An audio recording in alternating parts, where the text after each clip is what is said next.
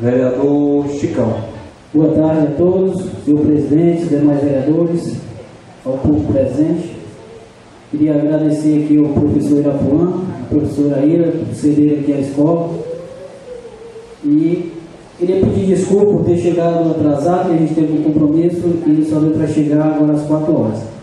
Queria também seguir aqui o rumo do discurso do meu colega Matias e falar um pouco do que a gente já conseguiu lá para o Gereissati, que é a comunidade que eu represento. Lá hoje nós já temos coleta de sangue no posto de saúde. Até 2012 as pessoas tinham que se deslocar do Gereissati para vir para cá.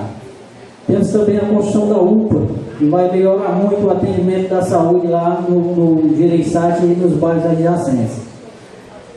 Temos várias escolas no município que já foram reformadas. A questão da escola profissionalizante, que está aí para ser entregue a qualquer momento. Tivemos também a questão da entrega das casas do São Luís, que o vereador Enio com certeza já deve ter falado sobre isso. Não é vereador? E a administração ela está voltada para a população de Pacatuba.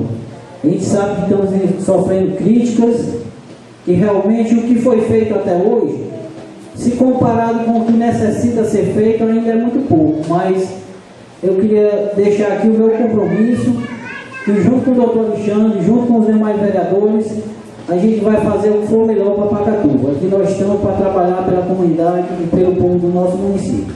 Então eram só essas minhas ponderações. Eu deixo aqui um abraço para toda a comunidade de São José. Boa tarde a todos.